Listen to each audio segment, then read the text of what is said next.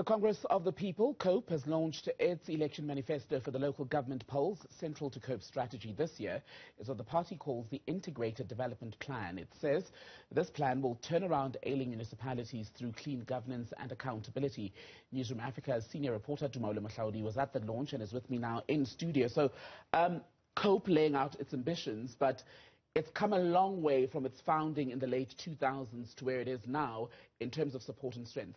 Absolutely, Temegile. And since its founding in the late 2000s, we see that COPE has really sort of seemingly dwindled in terms of its support, in terms of its visibility. Now, what Willie Madisha, the deputy president of COPE, was saying is that COPE has essentially been on holiday. This is what he terms it, and says that the holiday is now over. But this holiday was characterized by bitter infighting, and we also saw floor crossing where COPE officials moved over to the ruling ANC and effectively giving their constituencies and giving their support base over to the ruling party. And this has hamstrung COPE. And what Willie Madisha is saying is that COPE is now, with this new vision, has rebuilt and is ready to bring a message of service delivery and renewal to municipalities, to the electorate as they go to the polls in November this year. They say that the municipalities across the country, they've traversed the length and breadth of South Africa, are in great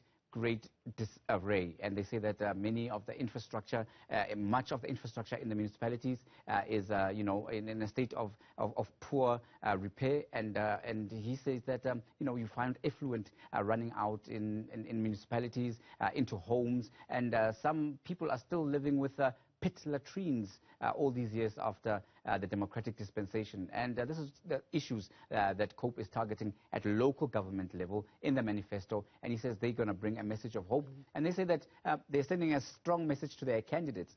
Now, their candidates, they say, represent the broader, cross-section of South African society, women, the youth, and people with disabilities, they say. And they say that those people cannot expect a free meal. And if they don't deliver, they'll be booted out. Okay, we were supposed to play you a bit of what was said at that COPE briefing, but that doesn't matter. Let's continue then to march on with you, Tumaole.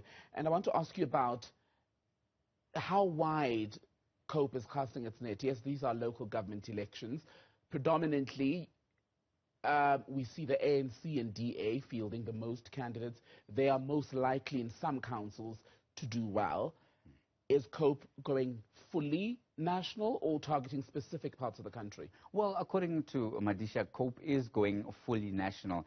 He says that the party has got capacity, and in fact what they are relying on is that there's been a lot of renewal within the party following its very difficult period where there was infighting and floor crossing and people leaving the party. And he says that the party has been on this holiday, and part of this holiday period where they've just basically almost disappeared from the public scene in terms of the political discourse, and in terms of them being seen to be talking to the issues, is been a renewal and rebuilding. So they found a new wealth of young talent, and this is the talent that will be contesting these particular municipal elections. And they say that these people are capable, these people, many of them are qualified, and these people will be bringing a new energy to service delivery, and they are expected to stay within the communities which they are elected in. And gone are the days where people are elected and then disappear and move to more plusher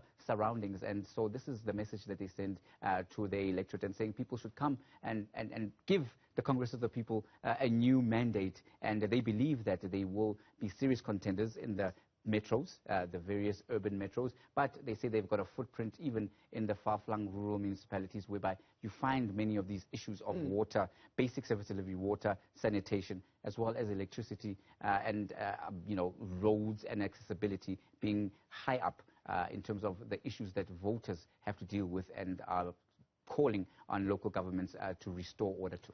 Senior reporter Tumaole Mohlaoli, thank you very much for that update.